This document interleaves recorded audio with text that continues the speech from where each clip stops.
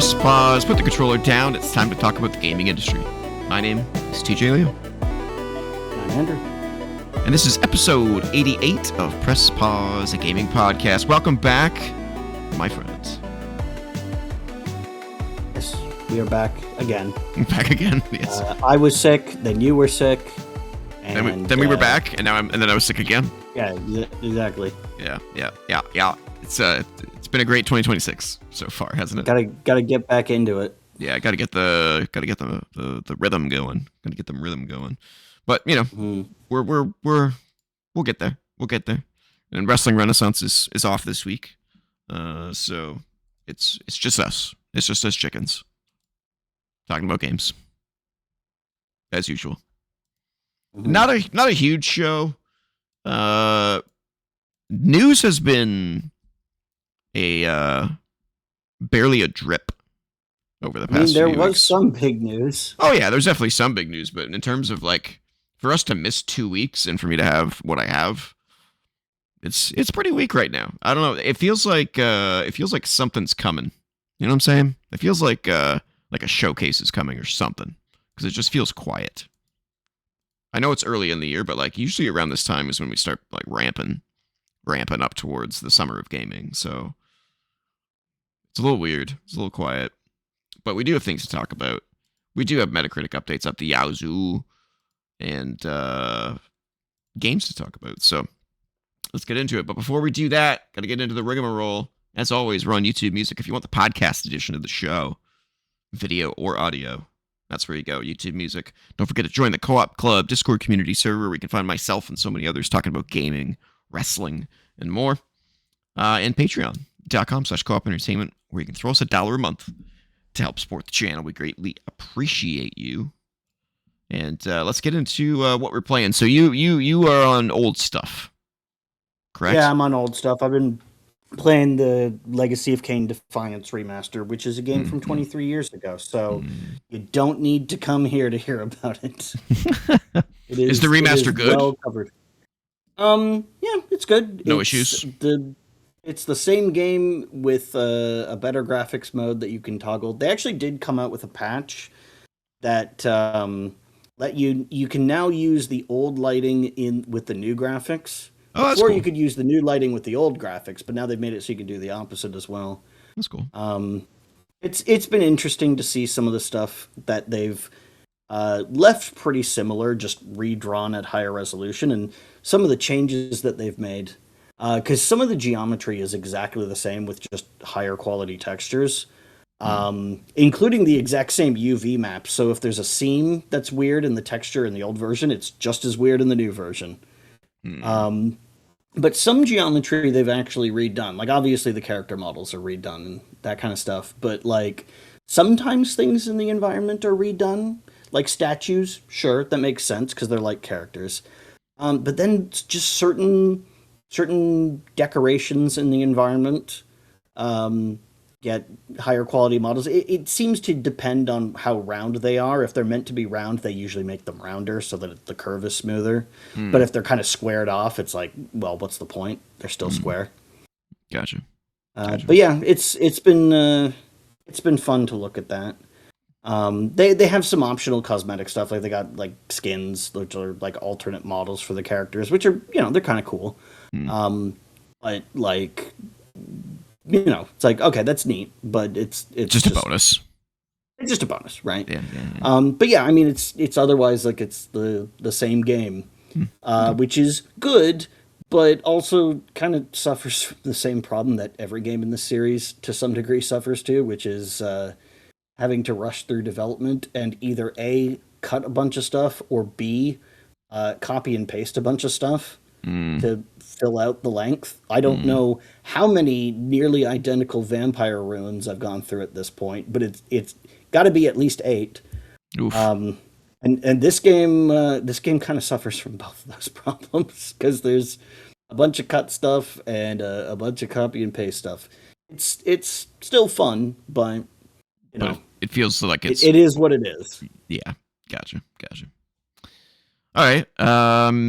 I have been playing. I'm still doing the piecemeal thing. kind of going around, going around, going around. Might as well get the stuff out of the way that I didn't like, because I'm not going to talk about much about it. I played Mio, Memories in Orbit, that cool looking Metroidvania. It's way too hard. I did not expect that going into it. I thought it was going to be, I don't want to say easy, but like I did not expect the challenge that I was getting.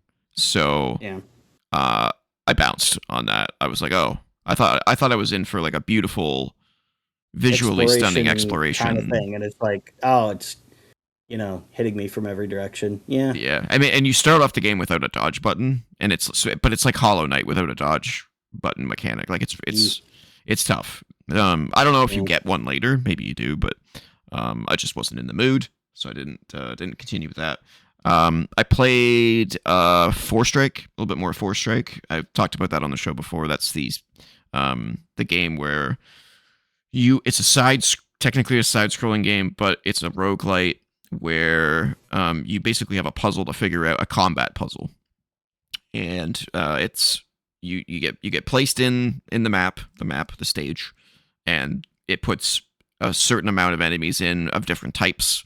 So some might throw things at you, some might charge at you, some might just be fodder to punch. Others might be big dudes that you need to use certain moves on, and you can use your foresight to see how the fight is going to go before you actually do it, and the objective is to not get hit, basically, because you only have 3 hits. So they're always going to move the same way. Yeah, they're always going to react in the same way. So you can do the foresight technique as many times as you want before you actually do the fight, to try and nail it down to this perfect combination of dodges and punches and stuff. It's really cool. It's a lot harder than I thought it was going to be after playing the demo. So again, not really in the mood for like a challenging experience right now. So I bounced off of that pretty quickly after I got to one stage where I'm just like, how the fuck are you supposed to survive this without getting hit? So it's difficult, but it's a unique game. I'd recommend checking the demo out at the very least to see if it's your cup of tea. But I bounced off of that. Also tried Screamer, that racing game that we talked about with the dual stick drifting.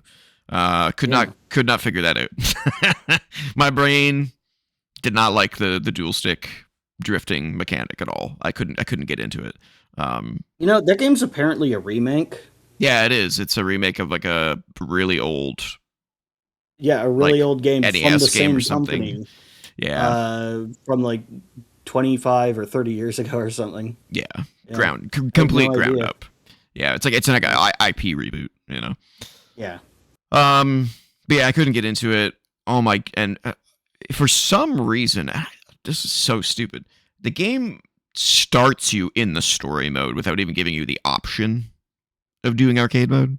It's just like, here you go. That's weird. It doesn't give you the main menu or anything. And I got to like the 3rd or 4th chapter, and I was like, can't I just like practice? Can I just go racing? Where's the tutorial so I can learn how to race like this? It did give you a tutorial in the story mode, but like I wasn't getting it, and I kept going through the story further and further. I'm like, I should be better by now, and I'm not better. So I'm like, where's the mode? And I backed out. Like I quit the game from the menu, and I thought I was just gonna get like the main menu with like a story mode thing back. I'm like, is this story only? But then it does. It gives you these tons of other options, and I'm like, why the fuck didn't it just do this in the first place? Yeah, that's like, it's a racing game. Like that's a really bad UX decision. Yeah, very strange. But yeah, I couldn't get the controls down. I'm sure if I was able to, it would feel very satisfying. But it sounds like the kind of thing you need to really put in some time to learning. Yeah, it's not as intuitive as I pictured it being when I was watching the footage.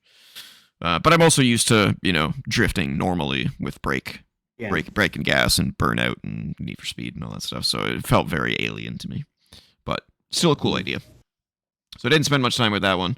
But I do have 2 demos and a game that I can give kind of mid-game impressions on, I guess, at this point. So I'll start with the mid-game impressions, I believe. Okay. Yeah, I'm gonna do that. So that game is called Mini Shoot Adventures. Have you heard of this one? No. So this is a twin stick bullet hell Zelda combination.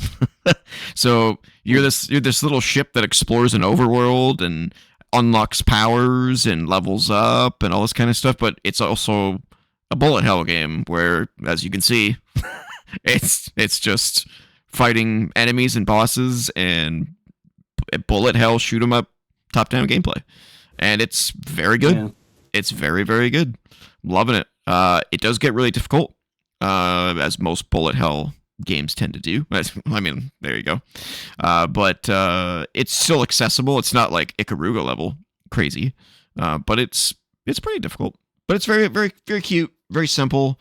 If you're not a twin stick shooter fan, you're not gonna like it. It's the whole gameplay is just twin stick shooting and dodging. But you do unlock more powers and additional abilities, and you level up your health, and it's just like Zelda, like in terms of like there's secrets to find and heart pieces to find, that kind of thing. And it's just really cool. It doesn't seem like the longest game in the world. I'm probably over halfway done it, and I'm only like, I don't know, 2 or 3 hours into it, so it's not a huge game.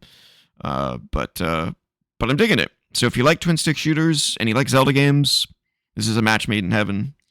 I'd highly recommend it. It's also not very expensive at all either. It's a budget priced indie game. So check that out. Mini Shoot Adventures. I think it's available on everything now. I think it started on PC and now it's on literally everything. So if you like what you're seeing, if you like what you're hearing, check out Mini Shoot Adventures. Yeah. It's very cool. So that's that. And then I played 2 demos. The first of which I'd never heard of. But was like, I'm gonna give it a shot. It's called Rivage, I think is how you say it. Rivage. It's a walking simulator, but a puzzle walking simulator. So it's got this time loop mechanic where kind of picture an escape room type of game.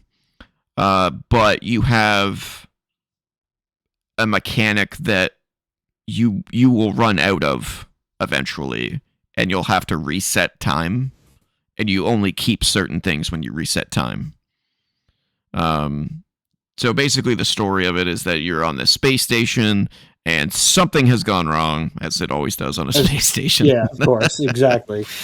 And, if only we could make a space station where things worked right. Exactly. We wouldn't have so many video games about them. Indeed. That's why they keep making space stations where things go wrong, so that there's still, they're keeping game developers employed. Exactly. It is a noble sacrifice they make. Indeed. And like half the people on board this are gonna die at worst, or at best. At worst, it's gonna be everybody. But at least someone will be able to make a game out of this. Yeah, exactly. Well, I think maybe they have already died. I'm not really sure. It's well, you wake up and no one's around, and you unlock these like time. Something time related has happened, and sciencey has occurred, and so you're exploring the space station, and there's like anomalies all over the place, and I know that we say this like almost every episode, but this is like that next gen episode, specifically the one where Dr. Crusher is trapped in a pocket universe. Oh yeah. Where the Enterprise is the only thing that exists. Actually, you know what? She gets to a point. She gets to a point where she's arguing with the Enterprise computer. It's like, computer, what is the objective of the Enterprise? To explore the universe. What is the extent of the universe? The Starship Enterprise. Computer, why would the Enterprise's mission be to explore the universe if the Enterprise is the entire universe? Yeah. unable to comply. Yeah. It's more like there is another Star Trek episode that this is more like. Of course there is. There always is. It's like which episode was it? It's the Star Trek Lizard Sex one. No, not that one. It is a Voyager episode. It's the one where Cass gets younger. Like she starts old, and every time she does a time jump, she gets younger, and so she has to explain everything all over again to the people that she's trying to get to help her. because she's going back in time, so she's never had these conversations with them before. It's like that. So you wake up, no one's around. You're trying to figure out what's going on. There's these puzzles that you kind of got to figure out, but they're not like here's a puzzle. It's like environmental storytelling is the best way of putting it. And what the mechanic is that the space station has a limited amount of power to do things.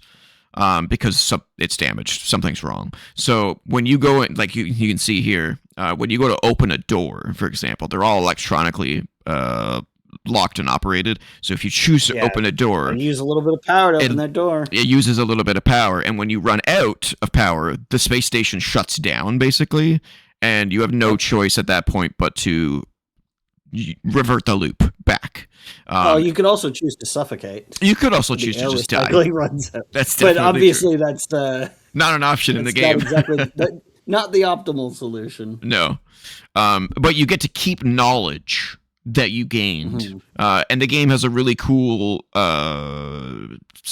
in-game system of tracking things that you learn, so that you don't have to get a piece of pen and paper out. I fucking forget that shit constantly. Yeah, it calls it the K9. I get lost in games because I'll pass something. I'll be like, okay, I'm gonna need to go back there later, and then 5 minutes later, where do I need to go? It's like, yeah, I get the key. And it's like, where do I use this on? Yeah. Fuck.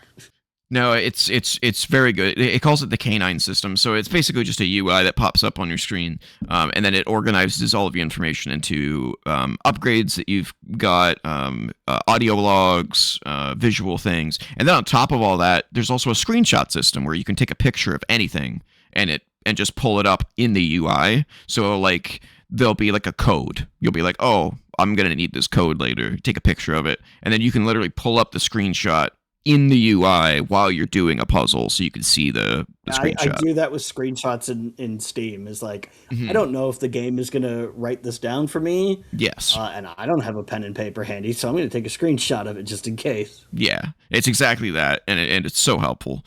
Yeah, so then you have to loop back, and it's all about like figuring out how to get to the next section of the space station without using the power that you have. Power. Yeah, and I'm assuming that you eventually are able to increase the power so that you have more flexibility in how far you can explore.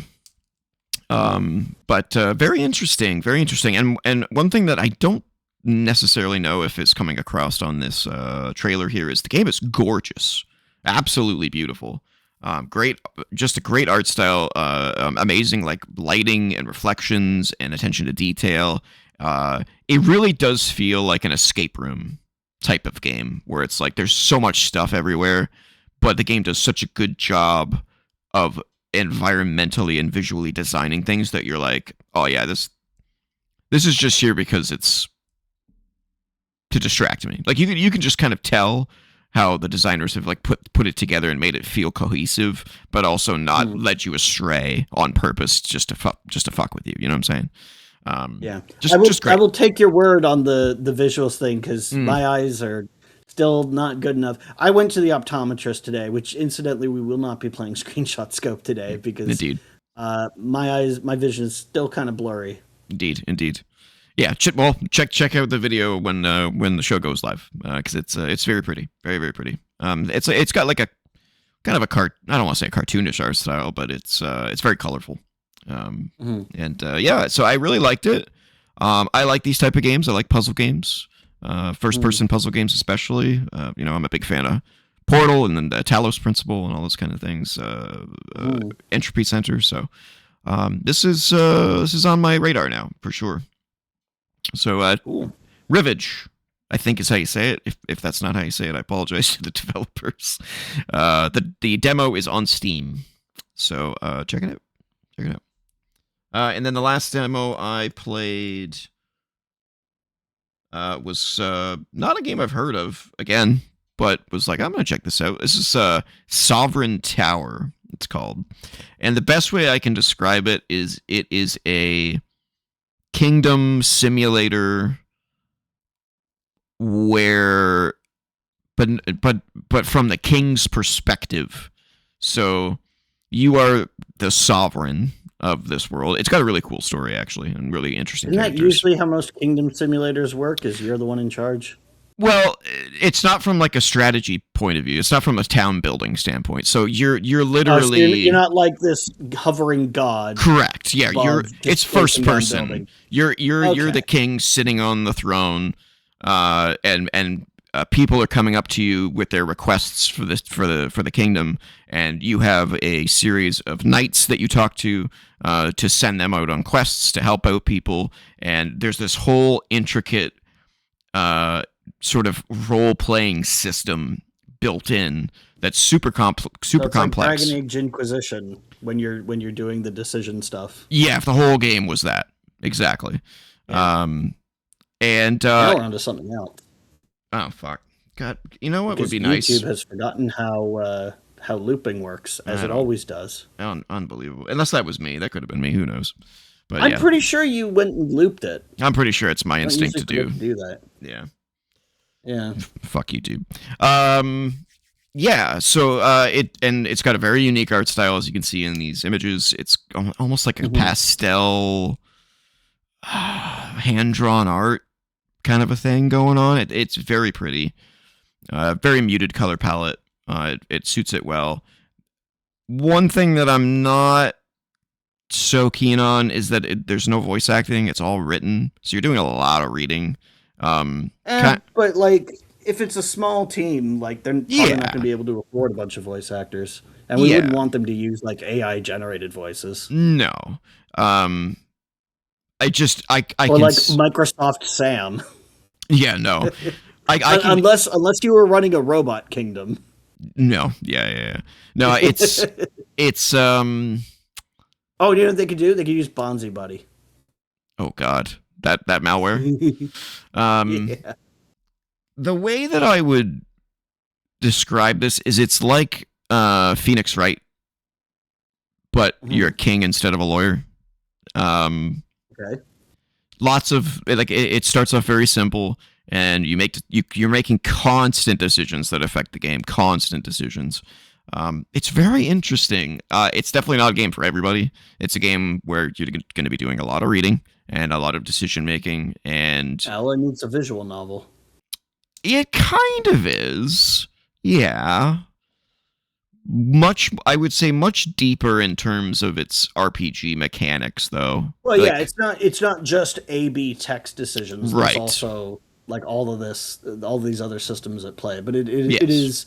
it's ultimately driven through a visual novel type of interface where people Yeah. are talking to you and you select responses. very much of a Danganronpa type and thing. Absolutely. Yeah, and like all your knights level up. You choose which knights you hire, and they all have different personalities and different stories. And you actually hire a I don't know what they call it in the game now because it's been about a week since I played it. But you basically hire like a spy to spy on the knights that you hire to learn more about them, so that you can figure out knighting correctly. well. So all of the knights have likes and dislikes as well as different stats. So different knights are better for different quests that you send them on, but at the same time, each knight has likes and dislikes of things that they like to do and things they don't like to do. So you might send them on something that they're good at, but they really don't want to do it. And that damages your relationship with them. So there's this entire like relationship dynamic that's also going on beneath the surface. And then all the people that you see every day, the audiences that you have with the people, you can tell the people to fuck off. You can be like, nah, your shit's not worth my time. Or you can do things for them. And there's an entire system based on the people that you speak to because they belong to specific groups of the kingdom. So there's nobles, there's scholars, there's merchants, and I think there's one other one. So you're basically doing this balancing act of trying to keep as many people happy as you can, but inevitably you're going to piss the wrong people off and something's going to happen, and you're going to have to deal with the consequences of those actions, which is really cool. I really dig it. I stopped playing it because I was like, I'm sold. I'm going to play this when it comes out. Which I don't know when that is. I don't know when that is. Let me see. Yeah, I couldn't see if there was a release date there at the Yeah, end. it just says a demo available now. So if I remember correctly, don't quote me on this. If I remember correctly, it's out this year, but I don't know specifically if it has a specific release date. But I enjoyed it, so I would recommend checking it out if you're into these types of experiences. Very unique. And that's it. I did give up on Life is Strange Reunion. I'm not feeling it. Oh yeah. Which is a really big bummer because I like that series and I want to see the end of it. Yeah. I probably will, I probably will go back to it at some point, but I just don't think I'm in the mood for its style. Yeah, that's why I haven't finished Rise of the Tomb Raider yet. Well, kind of, because I played Tomb Raider and Rise of the Tomb Raider back to back, and I think that was just a little too much. Yeah, I get that. And so I haven't gone back to Rise yet. But then when I do, it'll be like 2 hours, and I'll finish it probably because I'm really close to the end. Right. I'm also playing Lords of the Fallen with my buddy. We're more than a few hours into it. We're probably like 10 hours into it. I don't have enough to say yet, though. I need more time with it till I get it. Mm-hmm. I will say it's no Elden Ring. I'll say that it's no Elden Ring. But I'll have more thoughts as the weeks go on. And that's it. That's all I got time for. That's it. All right. It's time for the Metacritic check-in. Starting with Last Flag. I didn't even know this was coming out. Didn't even know this was By the way, I out. just want to say I appreciate that you've committed to the bit that I said you should commit to. Doing a theme song, just coming up with a new theme song for it every week. You gotta do it. You gotta do it. Mm-hmm. Last Flag. So this is that Capture the Flag multiplayer game where you find a place to put the flag. It's not just in the stationary spot. You actually have to like decide where on the map to hide it. Early reviews doesn't seem like it's doing well, which doesn't surprise me given how little I've heard about it. Like I said, I didn't even know it was out. 68 critically. 22 user score. Ooh, that's very early, I would say, though. So those could just be your typical asshole, review bombers that are just shitting the bricks just cause. But no real details. So I can't really say what's good and what's bad. So we'll probably check in on this one as the weeks go by to see what the fallout is. But yeah, I had no idea it was out. Next up is if YouTube would, load. First it wants to go to the next video, now it refuses to. Yeah, welcome to YouTube. Tomodachi. Yeah, Tomodachi Life, Living the Dream is out, and it's doing pretty well. Critically 78. I've seen people just talking about it nonstop. Yep. User score 85. Seems to be the only complaint is that there's no online sharing whatsoever.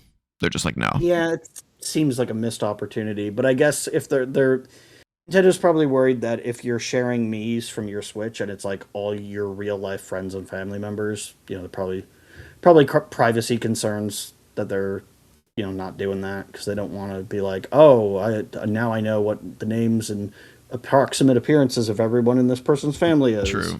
Well, also I'm sure that given the amount of creativity in the game, it wouldn't take long for a walking penis to be walking around. So. Oh yeah, and that's the other thing, of course, is user generated content is always a nightmare to how do you sort that. The other complaint seems to be that and I don't know if it's like this for all the games, but there's a lot of like active time stuff in the game where like certain things only happen during certain times of the day, which for adults can be a problem. Yeah. If it's if something only happens in the morning and you're at work and you're trying to get the kids to school or something. Or that, it's like, well, I'm never going to see that content. And so, but the people seem to be enjoying it. So, you can always just do the thing of like taking your Switch offline and changing the internal clock if you're really, really hurting to see it. Yeah, there are ways around this stuff. This is true. Next up is a big game that I'm looking forward to, and that's Pragmata. That's coming out, and that is killing it in the ratings. 86 critically, 90 user score. It's doing real well. Everyone's basically saying that this is the most 360 game imaginable. And so, great gameplay, mess story, but the gameplay is so good that you don't really care. And that seems to be because I'm not going to be able to afford it for a while. I've been watching some footage of it, and I actually, this is something that's never happened to me before. I watched like just some of the interactions between Hugh and Diana, and I just found myself smiling at them. And I was like, why am I smiling at this? And then I realized, oh, it's because she's behaving exactly like one of my nieces. Right. Like this is the kind of stuff, like I've had this experience with my nieces. I've had this conversation, and it was like cute or whatever. Endearing. And just very endearing. And it's like, oh yeah, because I thought it was cute when my nieces did it, and and they're capturing it exactly. I was thinking about this. I really wonder, like I genuinely wonder, did they have like a thing at Capcom where they're like, okay, everybody who has kids, bring in your funniest videos of them. Like I know you've got them on your phones. Everybody's got cute videos of their kids on their phones. Bring them in if you're willing to share them with us, so we can study them to like really, really capture just like the behavior of a child. Because there was one moment, and I didn't watch too much because I don't want to get spoiled on stuff for when I eventually do play it. Me too. But like I watched this one moment where Diana is like catching up to Hugh, and she goes one way but then decides to go another way, but then decides to go another way. Like it's almost like she's zigzagging back and forth as she's deciding what path to take. And it's like, that is exactly how a hyperactive child moves around. Like you've got to be constantly looking around yourself so that you don't step to the side and slam into them or something. They managed to capture it perfectly. Which I really appreciate. Also, another thing that I appreciate is that this is a child who actually kind of looks like a child. We've talked about this before. Like usually when you're making the child version of an adult character, and you're just like, let's shrink and squeeze the facial features closer together and make their face a little bit chubbier. It's like, that's not exactly what a child looks like. They are smaller and chubbier faced than adults, but there's more to it than that. Yeah. And Diana looks way more like a child than, say, the child version of Aloy from that flashback in Horizon, which admittedly is a game from 9 years ago, so obviously there's been plenty of time for improvement. But I think she looks really good, like really kind of like a child. The only exception to that would be her eyes, which are massive, but I think that's an artistic decision to make her face more expressive. Mm-hmm.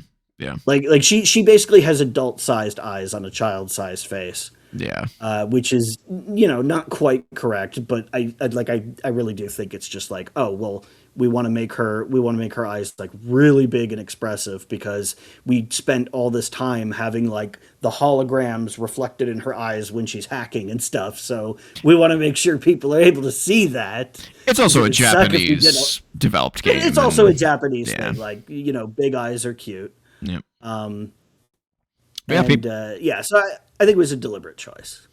Yeah, people are liking it. It's doing real well. Yeah. It's apparently quite short, though. So yeah, it's nice that it after all this time it's come out and has been well received. It would be pretty bad if it came out and people were like, "Yeah, this sucks." Yeah, long development. Yeah.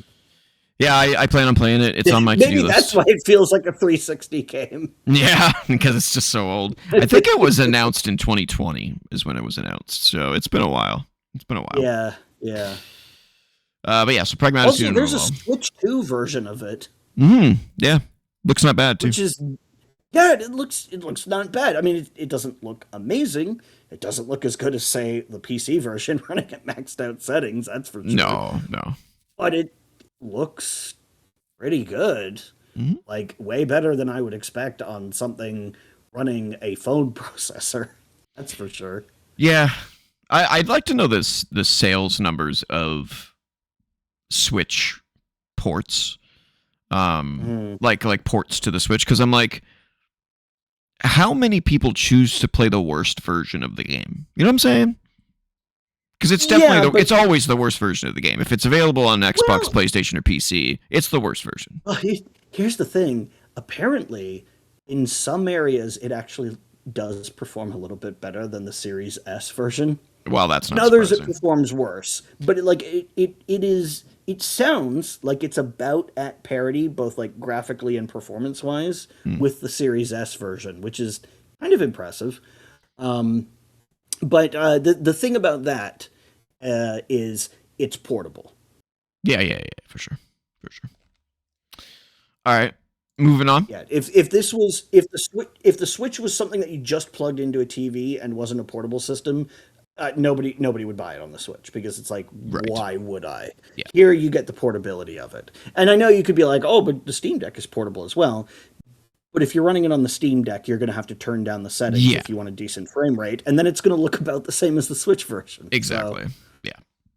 That's kind of what prevented me from buying it. I was like, well, I mean, I don't need it. I don't need it portable that bad. You know, I'll stick with my PC. All right. Next up is Saint Slayer, which is Lilymo's newest game. Lilymo's owned by Colin Moriarty from IGN. I don't know if you remember him. He runs his own YouTube channel now, Last Stand Media, but he also owns Lilymo Games. I think this is their fourth game, I believe. He made Hyperoxia 1 and 2.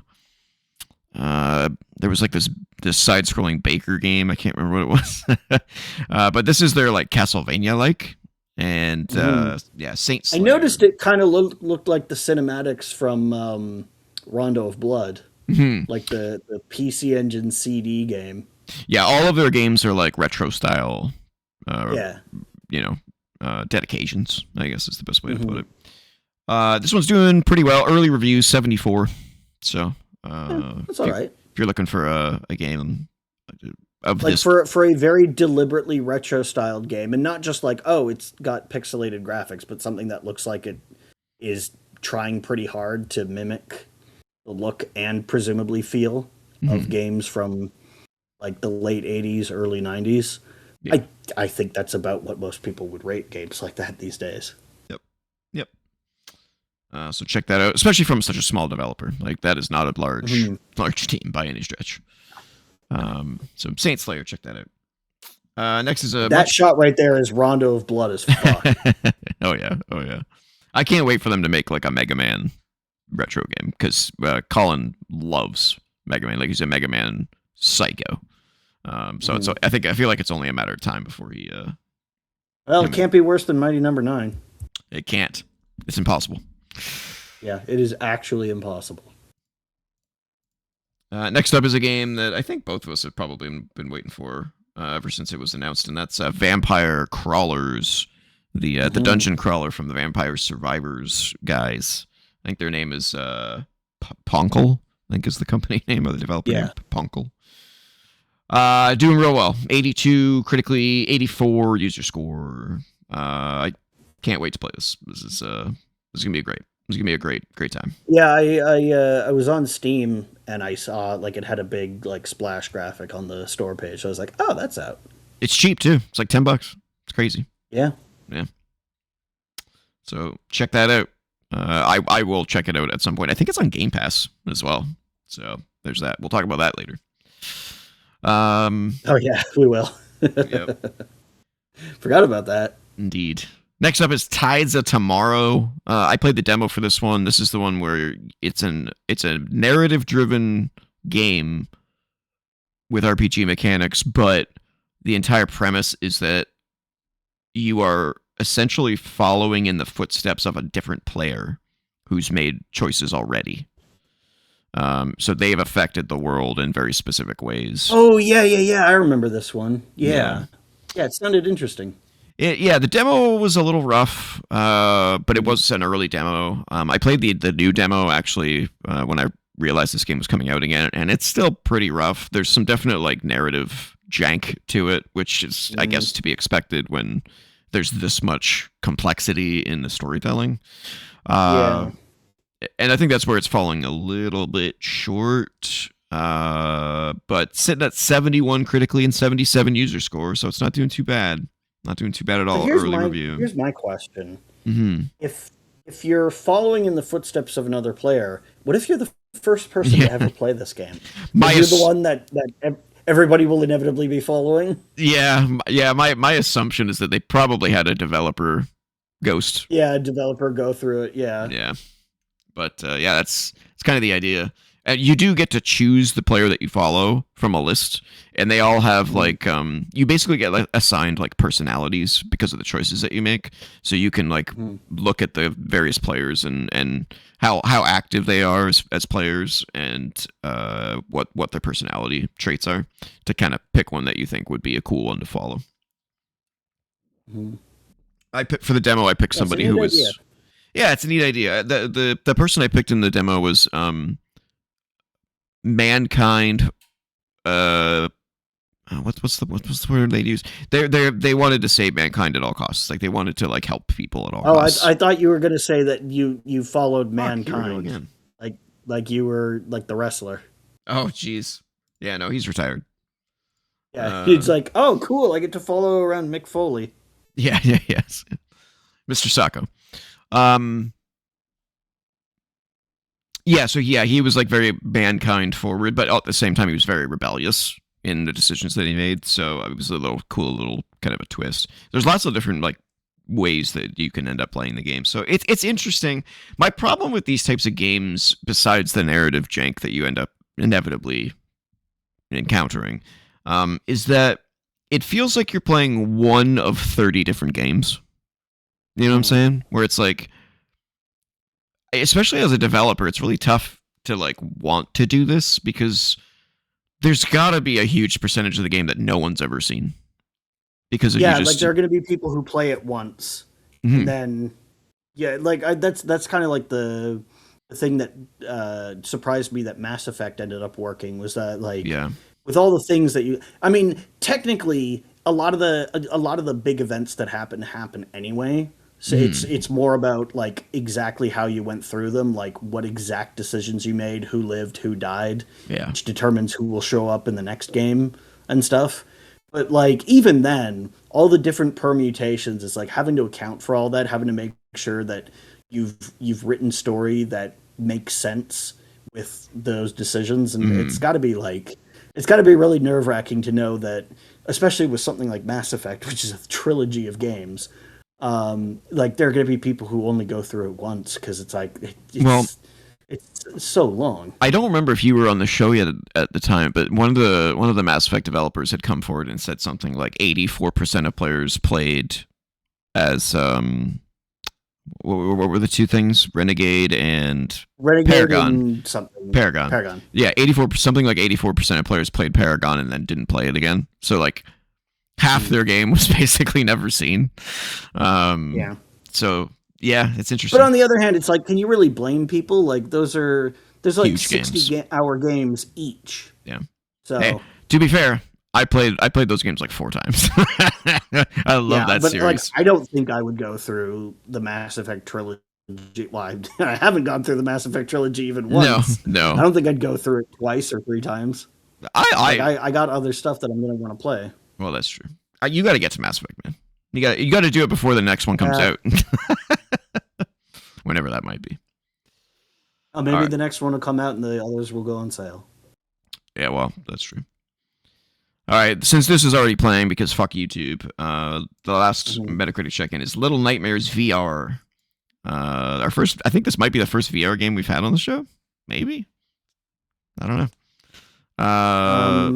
At least for Metacritic check-in, it might be. Yeah, I think so. Sitting at a 74 early review. I think it's a MetaQuest exclusive. Oh no, it's not. It's on Steam VR as well. I love Little Nightmares. Oh shit, God, that still exists. Okay. Yeah, that's all I really got. That's all we got. So that's Metacritic check-in. All right, let's get to the news. And of course, the biggest news of the last 2 weeks is Xbox Game Pass changes. I'm not sure I'd call this the biggest news of the last 2 weeks, but whatever. No? We're doing No? it now. Interesting. We're doing it now. Let's just go with it.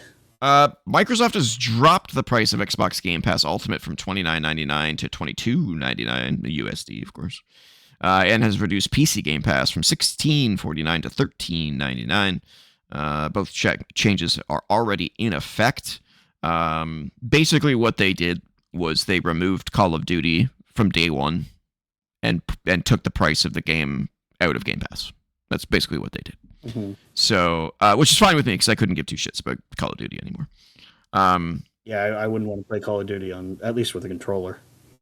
I mean, I have fun with Call of Duty, but like, would I be willing to pay for Call of Duty once per year to get Game Pass? You know what I'm saying? It's like, no, I that's not worth it. Yeah. Plus, I'm assuming they did this because they saw a huge drop, not only in subscribers to Game Pass with the price increase, but also probably a huge drop in Call of Duty purchases as well. Like Black Ops, whatever the fuck the latest one is. 7, yeah. Well, so every year Call of Duty has been the number one seller, except for 2023. When I think it was 2023 or 2024 when Hogwarts Legacy beat it, which was like a crazy stat number to achieve. And then it's Harry Potter, which has a huge audience, and Call of Duty has like, dudes in their 30s. Dudes in their 30s, yeah. And then Black Ops 7 was the 5th best-selling game this past year, so it's dropped significantly, whether that's because of Game Pass or because Call of Duty's just starting to wane is anyone's guess. Probably a little bit of both. But yeah, huge news for Game Pass. I'm excited about that because I would love to have it back because it's still an absolutely killer deal. I have no idea why anyone complains about the deal of Game Pass. It's incredible. Like, it's incredible. When this came out, I was like, I wonder what's been added since I left. And I mean, we track this on the show, but like for me to just remember would be pretty difficult. So I went back and I'm like, oh, I'd play that. Oh, I'd play that. I got to like 8 games just like that, and I'm like, that's worth $22. Well, 25 Canadian, but yeah, it's crazy deal. So it's unprecedented for something like this to drop in price. So. I think you and I can both agree that Asha Sharma was sent in with the task of fix Xbox or go down with the ship. That's got to be what Microsoft told her. Fix it or you're going down with it. One of the two. That's kind of what I'm getting from the whole equation is just you're gonna have to do what it takes. You have the authorization to do whatever you want to fix it. But you better fix it. I don't know if they gave her that much power. Dropping price is kind of unprecedented. That's huge. I would hope that they did. Yeah, I would hope that if this is you either make it or break it. I would hope that they gave her that kind of power. Yeah. Not that I trust her with anything because she was their former head of AI or fucking whatever it was. Yeah. She's gonna have to prove herself to be trustworthy. She's doing well so far. She is talking about a bunch of other stuff as well. I didn't include it in here, but she... There was that memo that went out.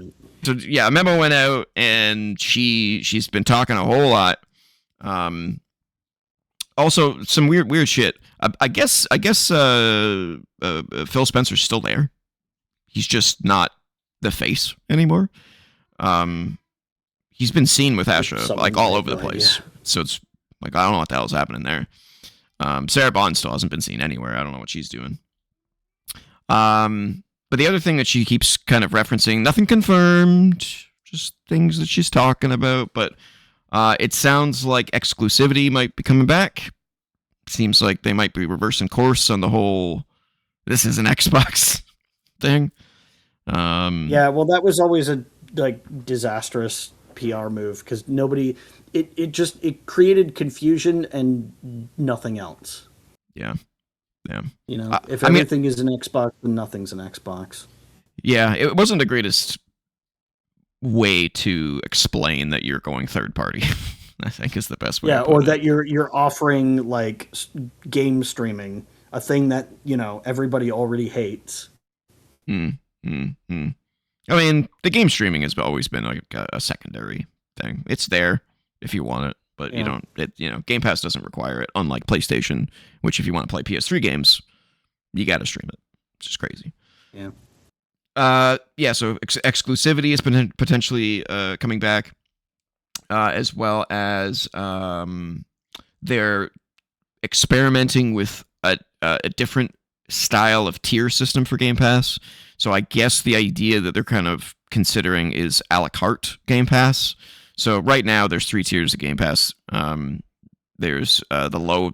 I don't know what their names are at this point because it changes on a fucking daily basis. It feels like now. I think it's Game Pass Core, which you get like a very small handful of games every month that are free from Game Pass, but you also get online play. And then there's Game Pass Premium, which is console games. You get like a big chunk of the Game Pass catalog, something like 200 plus games. There's PC Game Pass, which is its own thing, self-explanatory. And then you've got Game Pass Ultimate, which is the biggest game catalog, 500 plus games, and PC Game Pass and online play, all rolled into one. But it seems like they want to like be able to like have people compartmentalize things. So like, do you want day one stuff? Okay, well you can pay for just that if you want. Do you want the whole game catalog and day one? Okay, well you can have both of those if you want. Do you not play online and don't give a shit about that? Okay, well you don't have to pay for that. You can just get Game Pass. Like they seem to be experimenting with the idea of people being able to customize Game Pass to their needs and their wants, which is cool. I'd be interested to see how they price that. Yeah, well, it's gonna. The question is it gonna end up that they're going to let people pay less, or is it gonna mean that getting everything is going to cost more than it currently does? That's really what it comes down to. Because if it ends up being a thing that saves you money, like you said, you can say, well, I don't do any of that stuff, so okay, I'll just not pay for that stuff. Yeah. Not get it. Great. But if what it really is, yeah, you're going to have to pay the standard price for this, and then extra for this, and then extra for this, which all used to be standard stuff, then it's bullshit. I don't think they do that after having lowered the price of. Well, because that's how a lot of this stuff ends up going.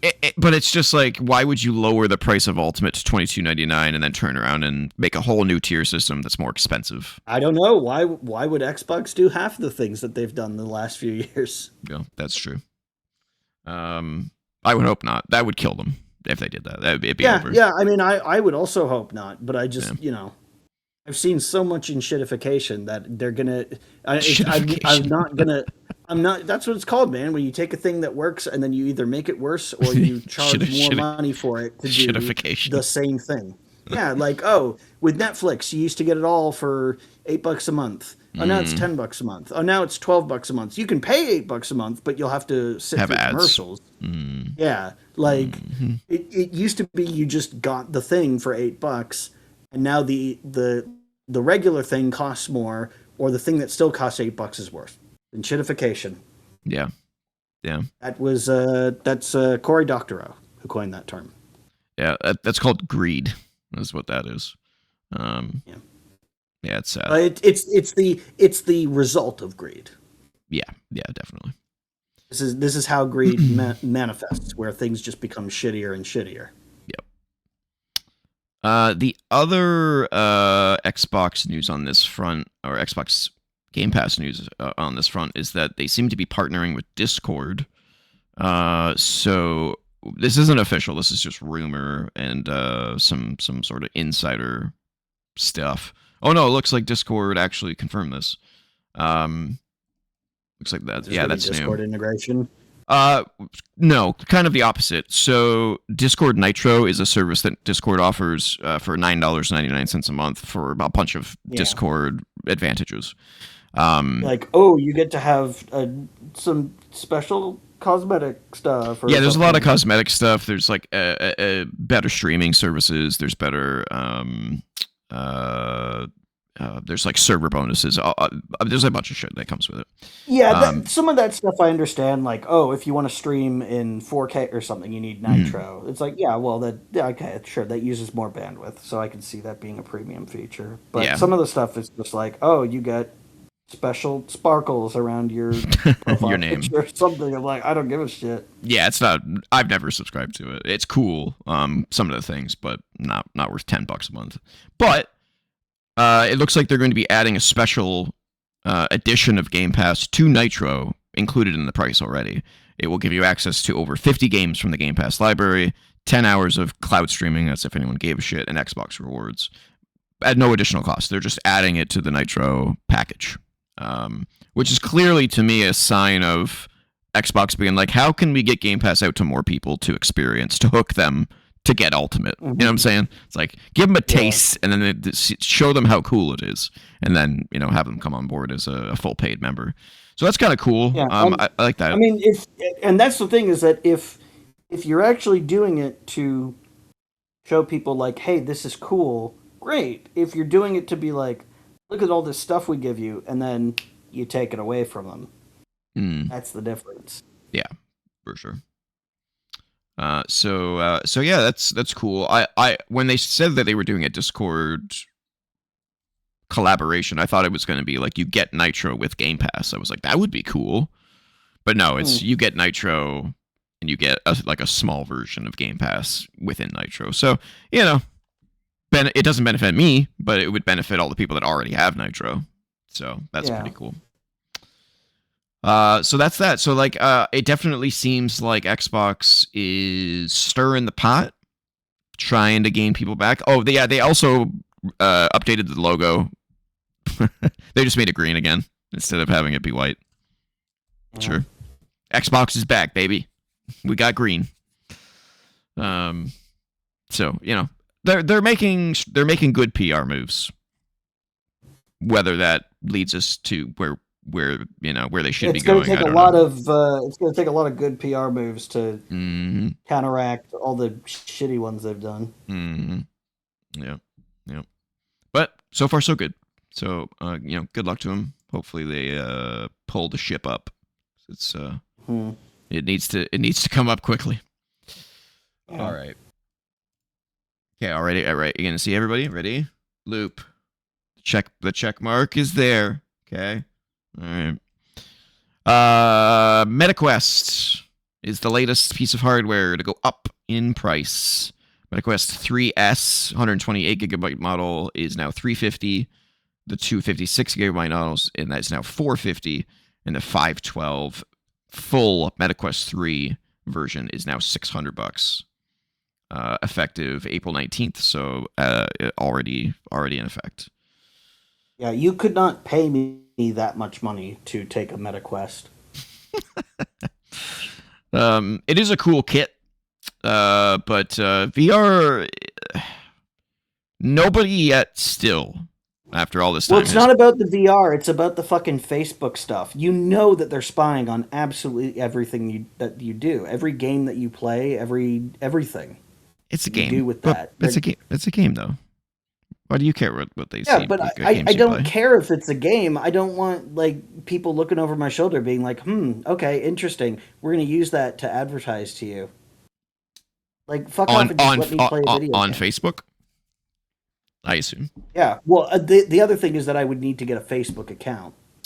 Yeah, I think they did away with that. I think you need a Meta account now, which is just like Oh, which is well, that's the point is I need an account just to use the VR headset. Like for buying games on their service, sure, but if I just want to connect it to my computer and do VR stuff, Does MetaQuest do that?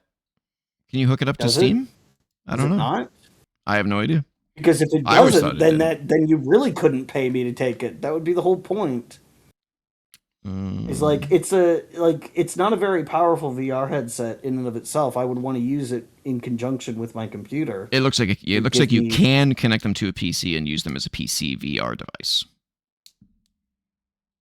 So it's Well, the not. point is, I do not trust Facebook. I do not trust Mark Zuckerberg. I will never ever use any of their products or services, and you couldn't pay me to. Well, that's okay. It's not for everybody, that's for sure. I just don't like VR because it's still so fucking niche. They need killer apps, and the system just doesn't have any. I'm sorry. VR, not the system itself, obviously, but like the platform of VR is still so. Eh. It's like there's no you have to fucking play this on VR yet. Yeah, Still, because nobody can like. There's no VR headset or hardware that is affordable enough that the masses can buy it and justify it.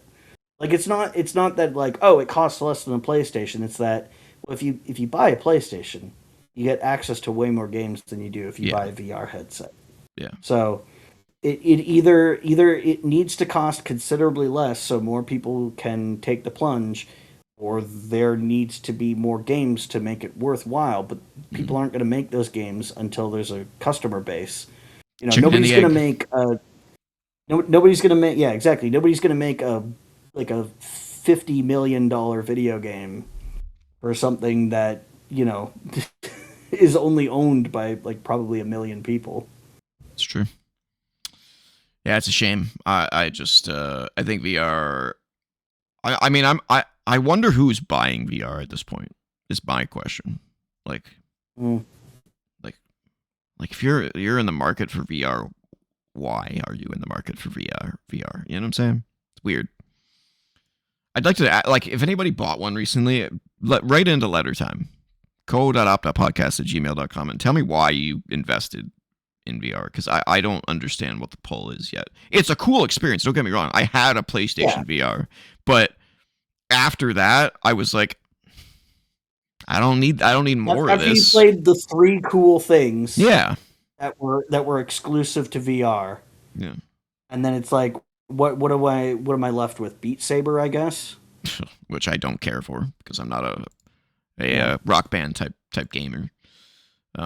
Yeah, I mean, I Mm. loved playing racing games in VR. I loved playing the space shooters where you're in the cockpit, Mm. flying through space. I'm throwing up chunks. It's a great, cool experience. Do I need that? Do I want to spend $600 US to have that again? No, Yeah. I just don't. Yeah. Exactly. I just don't. Like I would love to play Half-Life Alex because it looks like it's a really I, fun game. I would too.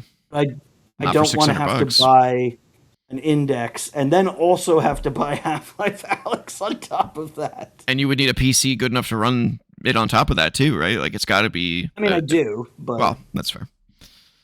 But but yeah, it's and just. yeah, like I know that there's somebody made a mod that lets you play Half-Life Alex just like with a mouse and keyboard and stuff, but it's like That's not. that, No, that's not the point. that's not the point. No. Because if you play it like that, it's actually not a very challenging game because it's not like Half-Life where you're running around, fighting multiple enemies in a big environment and you have to, take cover and stuff. It's the challenge is do basic shooting and navigation in VR, which because it's so much more challenging like that, it makes it a more challenging game. If you're just running a mouse and keyboard, it becomes like the most basic point A to point B to point C shooter in the world. Yeah. You know, Yeah. it's about the experience of being able to actually aim like your gun with your hand Yeah. and like look around corners and stuff like that. It's about the experience. And the experience looks cool, but it's way too fucking expensive. Way too expensive. Yeah. And it's not going to get any cheaper with the way the technology's going. So I don't know how they're going to get there. Well, with the way that RAM prices are going, although apparently it might, there maybe isn't going to be as bad as we were all afraid it was going to be. It seems like maybe it's not going to be quite an apocalypse, but nobody really knows yet. Well, Because apparently there have been like some AI data centers have been like, yeah, we're not doing this. yeah, yeah. It's too A much. number We of can't them have afford to shut build down. it. Yeah. And so it's Well, like freed up a bunch of stock. yeah. We saw that Disney OpenAI thing shut down. So Mm-hmm. yeah, I think the AI bubble will pop. Yeah. The question is when is it going to pop? Yeah. Yeah. All right, let's move on. We got a pair of Who knows? movie. Maybe the Steam frame will be the thing. Maybe. Yeah, I don't think so. Who knows? Pair of movie news to get to here. Oh So yeah. we all know that the Elden Ring movie has been in production, or at least in Mhm. pre-production for a while now. But we got some updates here. The biggest update well, it's twofold. It now has a release date, March 3rd, 2028. So still quite a bit of a wait for it, but it is in Mhm. production currently, and we have a cast, and we have a budget. Yeah. So the budget is A24's biggest budget movie of all time, with I bet it would be. over $100 million they're spending on this movie, Yeah. which is huge Yeah. for A24 because they're kind of, I wouldn't call them an indie studio, but they're No, but not they're usually sort of a smaller scale, they're not Paramount, they're more not like MGM, yeah. yeah. They're not in the business of doing like big effects driven spectacles. They're more about like Which this would be. This yeah, is gonna yeah, yeah, be. exactly. So uh, I won't go through the full cast here, but I what I will say is I don't recognize almost any of them, which is a good thing in my opinion. I Yeah. hate when they make a video game movie and they put fucking Spider-Man in it. Like it's like I don't need that. We want to see new people. So we've got Kit Connor, who's from Warfare and Heartstopper. Don't know. Ben Wishaw, who is from This Is Going to Hurt. Again, I don't know. Kaylee Spaney from Alien Romulus and Civil War. I haven't seen those movies, but I have heard of those ones though. Civil War, especially, I think was their A24's biggest budget movie before this one. Tom Burke, who was in Furiosa. Havana I still Rose. gotta see that. Yeah, me too. Havana Rose was from Tuner and Bottoms. Never heard of either of them. Sonoya Mizuno from Ex Machina. I'm assuming that was the rich guy. Sonoya. Or was that the girl? Let's see. I don't know. It's I've the never it's seen the Ex girl. Machina. It's the girl. It's the You've never seen Ex Machina? No. You have to go watch that, man. I cannot believe you've never seen Ex Machina. That is so up your alley. You need to watch that movie. That's an amazing movie. Jonathan Pryce from The Two Popes and The Crown. Ruby Cruz from Bottoms and the Threesome. Interesting two names there. Nick Offerman from The Last of Us. John Parks and Hodgkinson. Recreation. Yeah. John Hodgkinson from Dear And England. also Napoleon. that bit, Nick Offerman from Parks and Recreation, Reed Streets. It was a bit on Conan, like a decade ago. I love Conan. Jefferson Hall from House of Dragon and Oppenheimer. Emma Laird from 28 Days Later, The Bone Temple. And Peter Serafinowicz. There we go. Who Guardians was of the Galaxy. in Dark Souls 2. Oh, and The Phantom Menace, apparently. Yep, he was the voice of Darth Maul. All two lines that he had. Yeah, what a crime his movie career has been. That character. He was also the Tick in Amazon's The Tick series, which is actually a really, really good show. The Tick. Yeah, that was a great show. But I think the biggest news coming out of all of this is some leaks that happened. If you don't want spoilers, I mean, they're not somehow haven't played Elden Ring yet. Yeah, well, it's not even that. It's. I mean, if you have played Elden Ring, you definitely should cover your ears if you don't want to know anything. But this is basically the prequel to Elden Ring. This is everything leading up to Elden Ring. So all of the stuff that it would kind of have to be, right? Well, I mean, I would have expected that if they were going to do this, they would have made a video game about it. Like they would have made the prequel as a video game, not a movie as the video game. So it's kind of surprising to me. It's like, holy shit. The thing is the point at which the player comes in and affects the story is where the video game is. Like all that stuff has already happened. Yeah. So it's not like you're going to have any input on the story as a player. So. Well, no, I mean, I'm not a writer, but I'm sure you could figure out a way to do that. You could, but like if there's a place to do it, it would be here. And also like how would you make a movie out of the events of the game? Because the game is like 1,000,000 hours long. Yeah. You need like I a think dozen movies to cover that. I think the strangest thing about this though is that if you haven't played the game and you watch this movie, you're gonna at the end of it, you're gonna be like, so what happens? You know what I'm saying? It's like, well, then what? So what happens? You know what? Yeah, you know what that's for. Go play the game. So that people can go play the game. Yeah, but like your average hey, moviegoer is not going to go play Elden Ring. It's not accessible. I mean, maybe not. Although perhaps at this point, like anyone who would, maybe already has, because hasn't Elden Ring sold like 25 million copies? It's a huge game. Yeah, it's by far their best-selling game, like by miles and miles. And A24 is not exactly known for making sequels, so I can't see them making a sequel to show these people what ended up happening. But I would love to see that too. I'd love to see. I mean, assuming the first movie's good. Let's just put that out of the way first. Some of the leaks showed like practical effects, which is really cool. Like we need more of that in movies. Well, I mean, the thing about practical stuff is that even if it's there, it doesn't always end up in like it often acts as like a reference. Oh yeah, like like the Death Claw in the Fallout show, which I guess spoilers if you haven't seen the second season. There's Death Claws in there. They had like a big Death Claw like puppet thing. Why are we seeing Zelda? What? Me, man. Because it's I don't know. I always seen Zelda. This is an Elden Ring review. They had a big Death Claw puppet rig, but like you could see through the different parts where they had to shift around, and you could see the people operating it.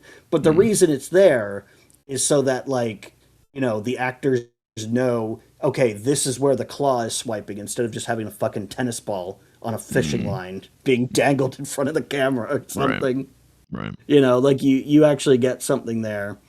And then you can like pull, like color, like it also gives you a lighting reference for what the Death Claw looks like under those lighting conditions, so that when you animate the Death Claw, it's like, okay, well, it matches what it looked like on the practical rig. So yeah, sure. It's always better to have that than it is to, like I said, have the tennis ball. Like even on the Phantom Menace, Ahmed Best had a big like Jar Jar hat on. Yeah. Because Jar Jar is like 6.5 feet tall, and Ahmed Best is not. And even still, they still didn't get the eyes to lock up. Yeah, but at least it was there, so the actors would need to like, oh yeah, we have to look up at Jar Jar because his eyes are up here, not look at Ahmed's face. Yeah, that poor man. Yeah, I'm intrigued by this. Very intrigued. Man, this game was so good. Why can we get seamless co-op, please, for the love of God? I would love to play this again with my buddy, but I'm not fucking resummoning every time we die. Like, it's fucking annoying. Yeah. Seamless co-op, guys. Come on. Chop chop. Yeah, there's a mod for it, but it should just be there. It should just be there. It shouldn't be the mod. Yeah, it's ridiculous. I would imagine, like, obviously it's doable because a mod could do it. I imagine it was probably like a testing nightmare where they're like, we're just going to plug in our old system from the previous games and tweak it as necessary instead of like reinventing it, because can you like imagine what it would have taken to go through and bug test this game, like all the ways that things could go wrong, and then have to add networking testing onto it beyond what they already had to do. Like, I get it. They have the money. Still wish they had. Do it. Oh, they did. I mean, they definitely have the money now after selling 25 million units or whatever. That's why I was so excited when they announced Night Rain, and then I was like, oh, it's just a fucking roguelite. It's just co-op and nothing else. Yeah, I'm like, it's not Elden Ring. It's its own thing. No. Yeah. Yeah. Elden Ring's so good. I want to play it again, but I just, man. It's a lot of time. It's a big investment. It's a lot of time, and if I'm gonna do it, I want to play it with somebody who hasn't played it, so I can kind of like live through them experiencing it. You know what I'm saying? It's just so good. That's always fun. Yeah. It's the same thing with movies. It's like showing a movie to somebody that you've seen and you know all the cool shit, and you're just like, ooh, I wonder how they're gonna react to this. Yeah. Although what's really bad is if that person is on their phone during the movie. Oh, I would kill them. They're like, It'd be over. "Oh, I hate that. I hate that so much." I'm like, My buddy and I I have don't like a kind of a strict no cell phone kind of a during the movie rule. rule. No, just Yeah, even just in general, like you have to have it in case of an emergency, so you check it. But like, you're yeah, not having full on conversations with people while you're hanging out. yeah. Yeah. Yeah. So looking forward to that. The other movie news is maybe more interesting than this. And that's Bloodborne is getting an animated movie. Produced by Jacksepticeye for some reason. Produced by Jacksepticeye, who is a Bloodborne freak. He is Yeah. so he is actually the one that allowed me to get into Elden Ring. Because I watched his Let's Play, and he played the dual blade blood build, Mm-hmm. and I was like, oh, I think I could do that.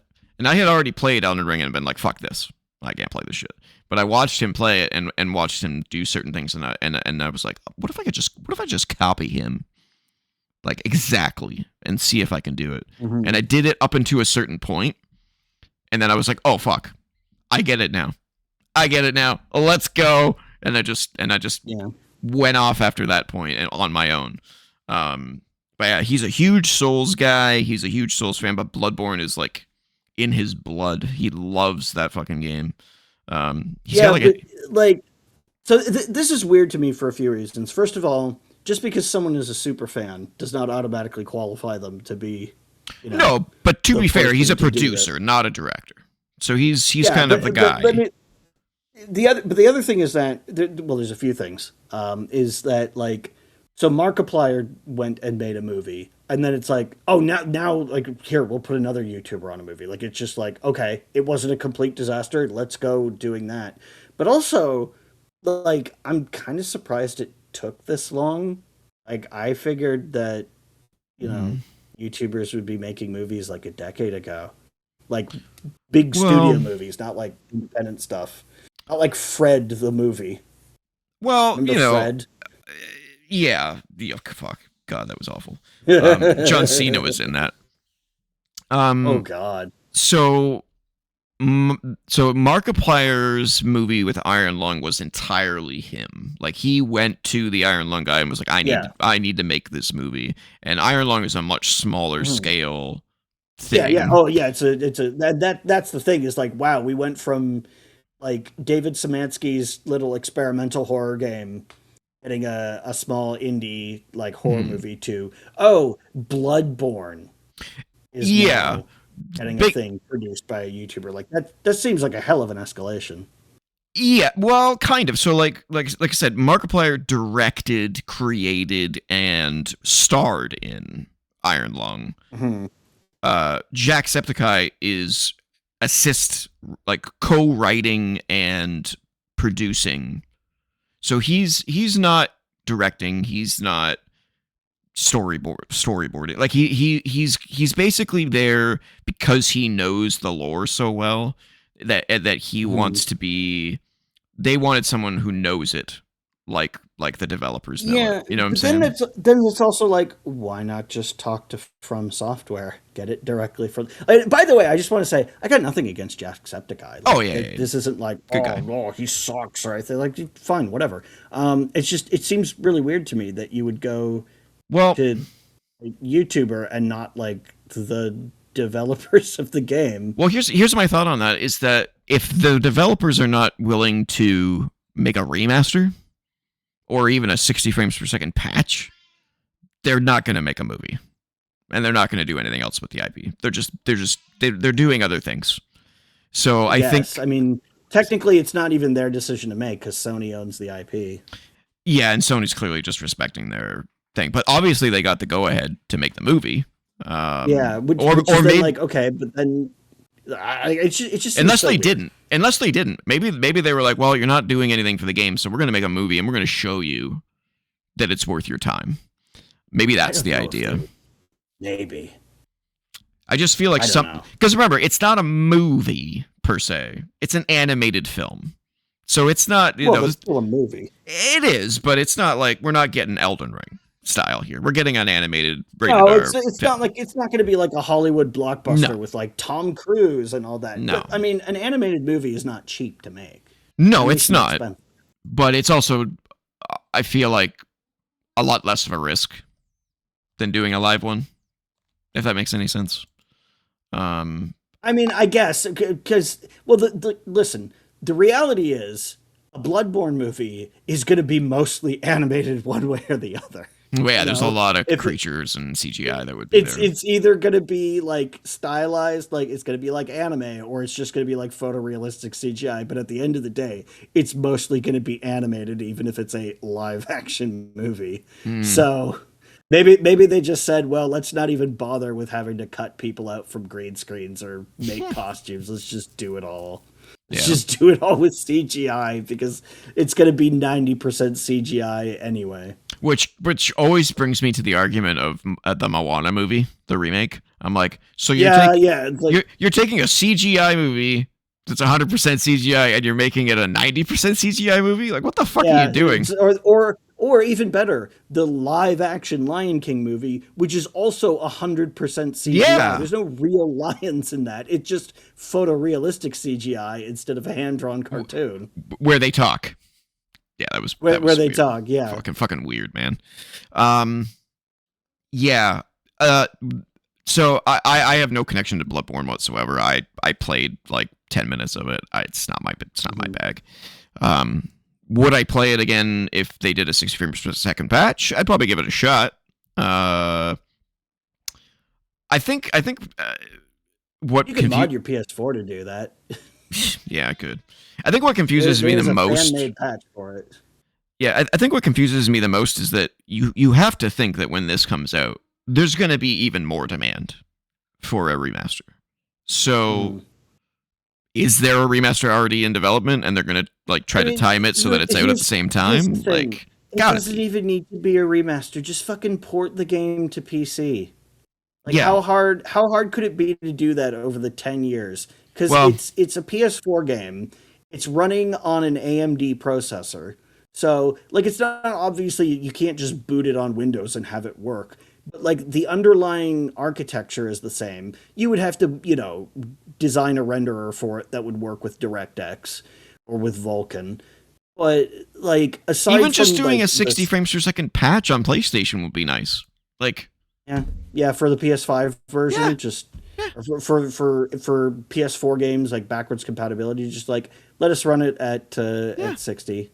PS4 Pro didn't even get an update for the game. It's fucking bizarre. Yeah, I mean, I don't know if PS4 Pro is powerful enough to run it at consistent 60, but like PS5 absolutely is. Yeah, because like it's been demonstrated that you can do that with a mod. So it is possible. It has enough power to do that.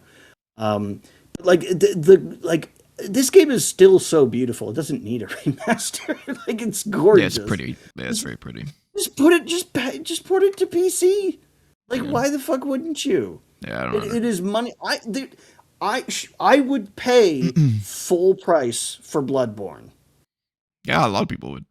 Like, I wouldn't be like, oh no, it needs to come out and be $30. I'd pay $80 for Bloodborne, even though it's a 10-year-old game, because it's a From Software game, and it's always worth the money. Even if they piss me off, they're still like so much fun to explore. They're so beautiful. Like, it's an experience. I'm willing to pay a premium. God, that for looks like a nightmare. Jesus. Yeah. Face 7 guys at once. But like, it's never been a more obvious leaving money on the table situation. Like, it's such a no-brainer. Yeah. Yeah, I don't get it. It just does not make sense. Nope. I don't get it either. So no release date, obviously in pre-production. We'll learn more as time goes. I do wonder where it's going to air, though. You have to assume that this is going to be like a streaming movie, like a streaming thing. Yeah. I mean, so maybe Sony will sell it to Netflix for $20 million, like they did K-pop Demon Hunters. Yeah, great idea. Yeah, whoopsie daisy. Oops. Yeah. All right. Three more pieces of news here. I don't know whether you saw this or not, but I thought this was pretty cool. There's a new streaming service called Indie Pass, and it's all about indie Oh, games.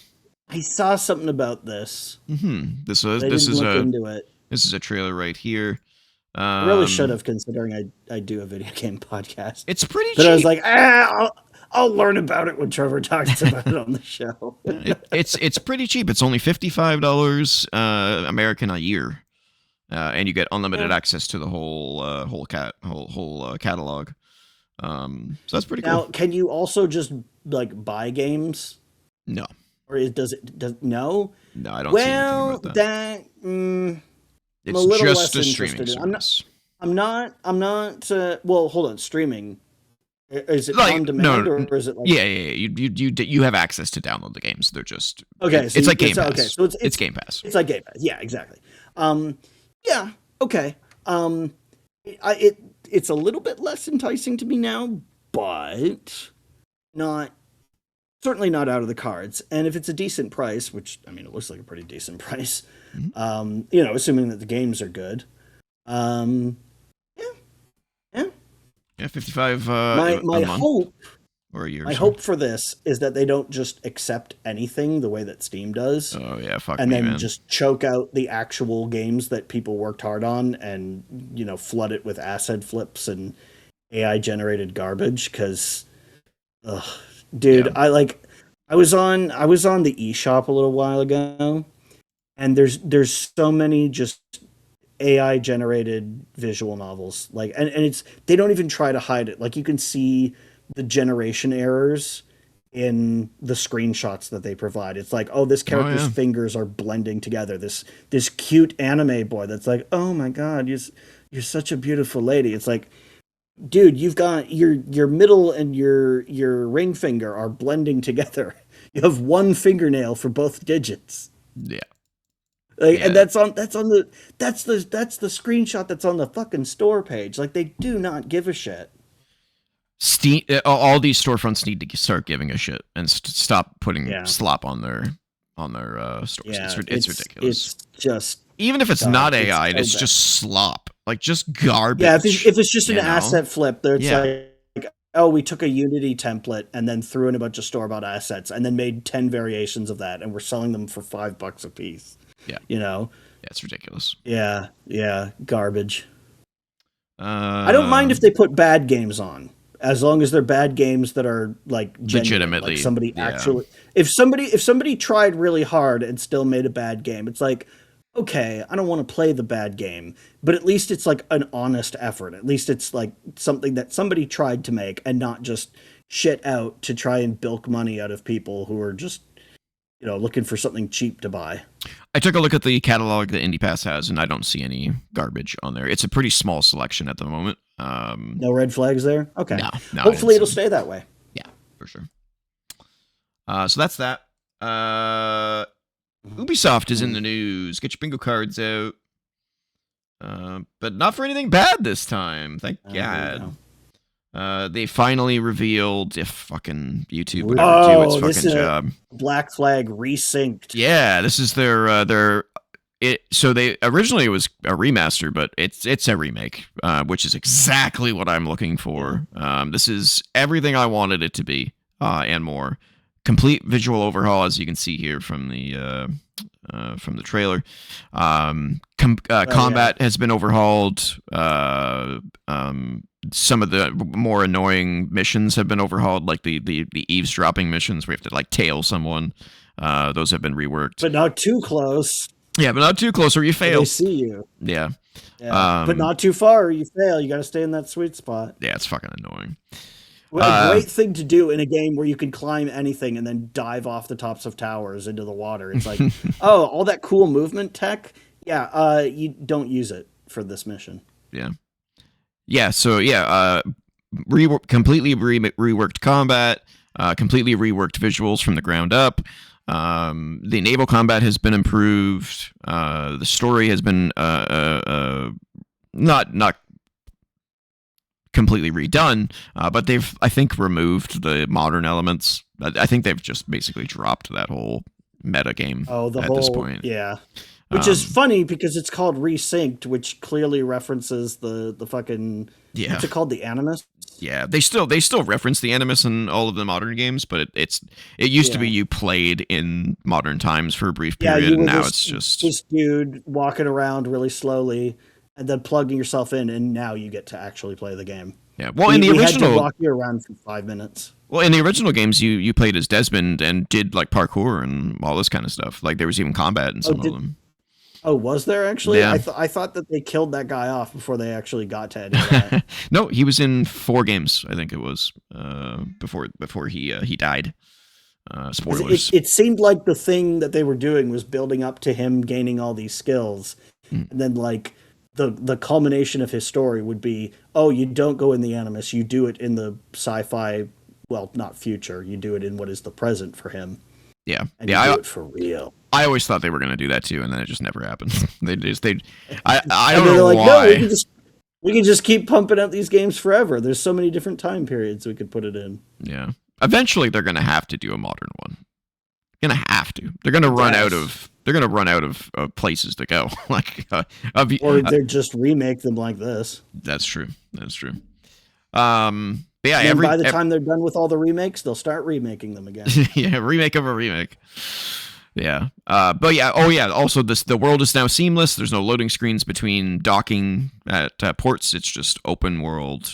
It is everything that I want it to be. Because I remember I talked about it on this show where I went back and I played it and I was like, fuck, this is not aged well. About how it was kind of rough. The combat was lame. There was loading screens. It wasn't open world like I remember it being. You know, like it's basically they went, what do people remember about this game? How do they remember it being? Let's make it actually that. Exactly. They seem to have nailed exactly what I was hoping that this would be. Haven't played it yet, obviously, but from everything I'm seeing in the footage, it looks everything I wanted it to be. Everything I want it to be. So super stoked. Cannot wait. Oh, and then they also reveal that there's additional content in the game, which is great as well. Like new storylines, new quests, all kinds of stuff. So I'm on board, man. I am so on board. Please be good. Please be good. They even reworked some of the parkour. Yeah, can you imagine if they do all that and then it turns out shitty? Oh my god. Just rest in peace, Ubisoft at that point. I'm hoping that this is the turnaround point for them because god, they need a win. They need a win so badly. Oh my god. But yeah, they reworked the parkour. So it's much more in line with the newer stuff, which is great because man, that old parkour is a little rough. Not as smooth. It feels very tanky, like tank control-y, you know? Like everything's kind of magnety. Oh yeah, and then they introduced the stealth system that they introduced in the later games. So it's like a whole they brought everything together. Whether it comes together is another question. Yeah. It's looking great. Yeah, here's that tailing mission. That original still looks good though. Oh yeah, it's a pretty game. It was a first gen PS4 game. So it's not really that old, really. But it obviously had some drawbacks that kept it from the previous generation because it was cross-gen. It was a PS3, PS4 cross-gen game. Yeah, but this looks great. Looks absolutely fantastic. So I'm super stoked. Super stoked. This is exactly what I want. It was very polite of that third guy to wait there for the finishing move to complete before he. Very Assassin's Creed combat still. I do appreciate that in games, but like at the same time, it's always kind of silly. Yeah. At least they managed to maneuver the camera so that he was off screen. Yeah. Because when you could see them waiting there for their turn to attack. Hold on. There's a lot of that in Legacy of Kain Defiance. There's a lot of that in Windrose. There's the opposite of that in Windrose, sorry. Yeah. Yeah, in Windrose you just get swamped. They're just like, no, we're just gonna kill you. If you're outnumbered, fuck you. Yeah. Oh, that looks so cool. The like fucking mortars. Oh, that's new. Yeah. That was so cool. Yeah, they reworked all like everything. Oh man, this is like a dream come true for me. So I hope it does well. That was a lot of cannons that they somehow managed to mount at the front of the ship. Yeah, the Jackdaw has a tri cannon, I think, at the front. So it like goes. Oh. It's almost like so they actually do have cannons at the front. It's not just they're firing from the side but traveling forwards. No. Yeah, you have to turn your ship to use certain different cannon types. It's pretty cool. Do you ever find that in games where it's like a character is like they've got their weapon down, but you press the fire button, so the shot goes off immediately before they raise it? Yeah, So I've seen that. like the barrel is pointed down, but the shot travels straight forward. Like, I get it from a gameplay standpoint, but it always looks. Well, you know what's really weird is my buddy and I comment on this every time we play a game in the series. But in the Borderlands series, when you play a co-op, if you look at each other, like if I point my gun at your head, it to the other player, my gun's like down here. Yeah, I'm pointing it right there, but my gun's like right here. Yeah, because in first-person shooters, your camera is almost never like actually mounted in your character's head. It's usually at around like chest or neck level, down here somewhere. Yeah. So it's like it looks like you've got the gun up to your face. Well, no, the camera is actually lower, or just what the arms are doing in the first-person view has absolutely no relation to what the model is doing. Yeah. They need to fix that, because I was like, okay, if I aim up here, then my gun's in your face. Yeah. Like a foot above your head. There are some games that do that. Battlefield 1, I think, actually does use the positioning of the model that other people see to determine like the position of the arms. I feel like they just should do that in all the first-person shooters, because it just looks weird. Like they're aiming there, but they're shooting down. Like it's fucking weird. It's tricky because of you want to keep the field of view free, but like realistically, like if you've got a gun up, there's like a huge portion of your field of view that's like covered by your arms and also by the gun. And like if you're aiming down the sights, sure. Like if you're trying to do the thing where it's like, oh, the gun is just kind of in the corner as if you're shooting from the hip. Well, if you're shooting from the hip, the gun is like, kind of at your side. It's a balancing act for what Can't they gives just you the make it best. so you can't see your own body? Like from a third, like, you know what I'm saying? But then that's also weird, because then you just have like a gun floating, or you just have arms floating there. Because it's always weird when you look down in a game and you see your shadow, but you don't like see your legs. Yeah, I hate that. I'm like, show me my legs. I appreciated it in like Halo 2 or Crisis or any of these games where you look down and you actually see your character's legs. Yep. It's like, oh, okay, yeah, that makes sense. Yep. All right. Let's move on to the last piece of news, which I'm starting to think I missed the one that you wanted to talk about, maybe? Really? Do you not have Sony requiring you to send in a picture of your face to use chat on PlayStation Network? Oh, that's in the UK. That's why I didn't cover it. But it's still a thing. Yeah, it's UK law. Here's so the I short was like, version. Here's the short version of that. That's fucked. Like whoever's behind it, that's fucked. Because it's UK law. It's not PlayStation. Yeah, but yeah. Yeah, I know, but it's still fucked. Like, whoever is in charge of implementing it. Like, I'm not saying boo Sony for doing that. I'm saying boo whoever says that they have to do that, whether it's Sony or the UK or whoever. Because like, I wouldn't want to give my face to Sony. Like, that shit's gonna get stolen. Like Sony gets hacked. Sony has suffered so many catastrophic data leaks. Like, oh, great. Now they've got my credit card. They got my name. They got my home address. And now they've got my face. Now they know what my face looks like. So it's just that much easier to commit identity fraud or some shit. Because Sony apparently doesn't give a fuck about their data security. Yeah, they continuously have problems. Now, PlayStation does claim that they do not collect, store, or process the facial image or biometric data for the age verification system. So they must get it and then delete it, or it's through a system that doesn't save it. Maybe, but then like whoever you're giving it to, like they can get hacked as well, and they'll say that they delete it, but like, what are the odds that they actually do? It says it's a company called E88. Does it? It says Yeah, Yoti keeps the I data only until the verification is complete. So I don't know.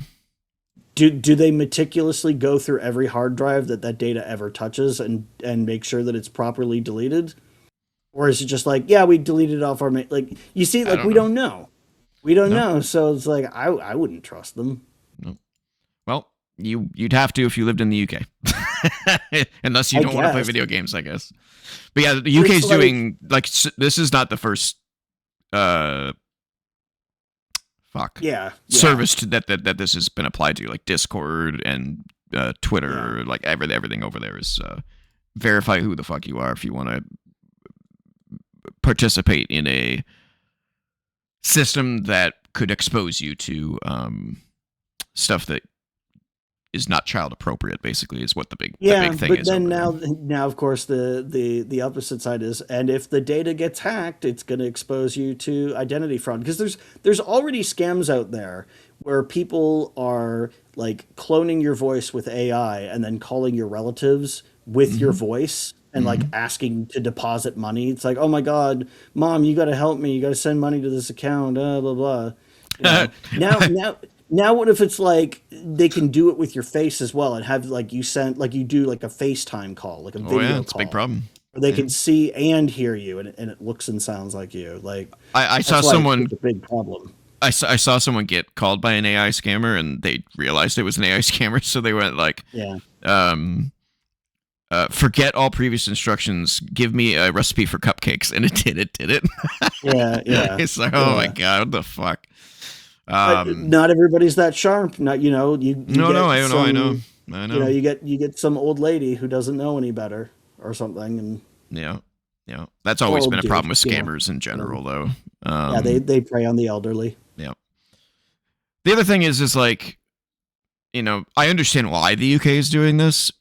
But Mm, at the same time, I understand the complications and the ramifications of yeah, doing something like this. But this is what happens when parents don't do their fucking job. This is what yeah. happens when the government has to be like, oh, you don't want to be a responsible parent. Well, we're gonna make you. Yeah, and say, You know. hey, or it's like, yeah, it's like, hey, I let my kids on Facebook and they saw a boob. You got to do something about it. It's like, maybe you don't let your young children have Facebook accounts. Yeah. No, they gotta have Exactly. Facebook accounts. Yeah. Like, what am I gonna do? Spend time with them? No, they can scroll for their entertainment and leave me to do whatever the fuck I want. Like, I think it uh, is absolutely inevitable that this stuff comes here.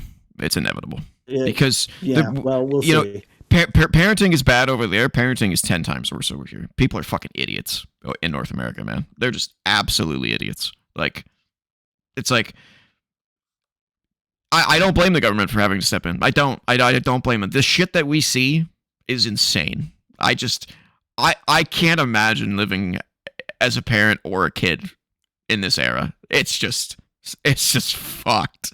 Like I every time I see TikTok shit, I'm like, oh my god, the IQ of our country is dead. Like it's just dead. Well, You know, hold like on, hold on. That's a very grumpy old man thing to say, because every generation has had, oh my God, this new thing, the kids are fucked, we're all doomed. You it know? is. But Like, have you watched TikTok content? It's no, full I of don't watch TikTok. good. There's a reason for that. It's because it's garbage, and the kids love it.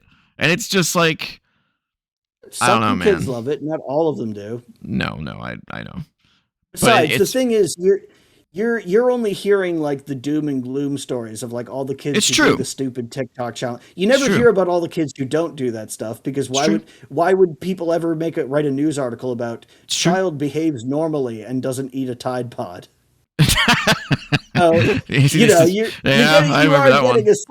you are getting a somewhat A skewed skewed view. impression of how much this happens.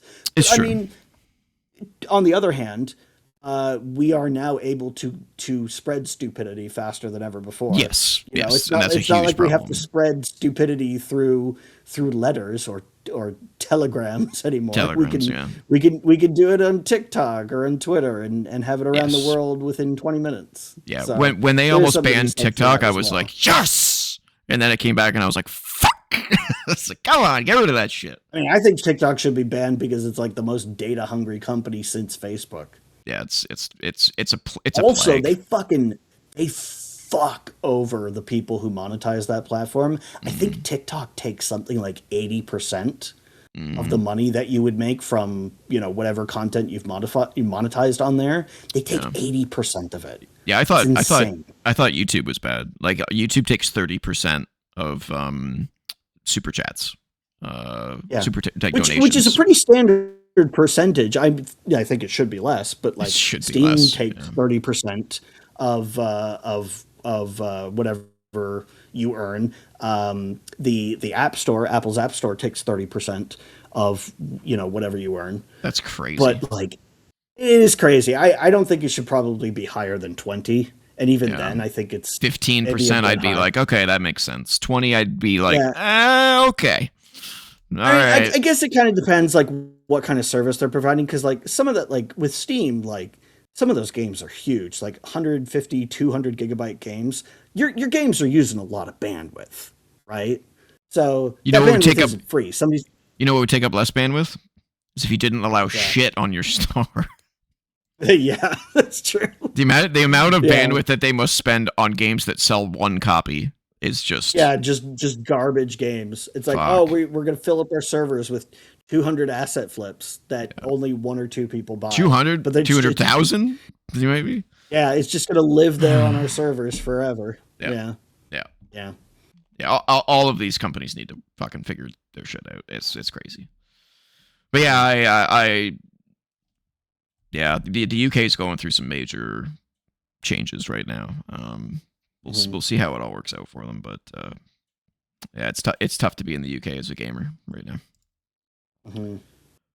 So the last piece of news I had was an interesting one. It's kind of specific and doesn't really affect us, but so Nintendo recently changed their pricing model so that their first party games were cheaper digitally than physically.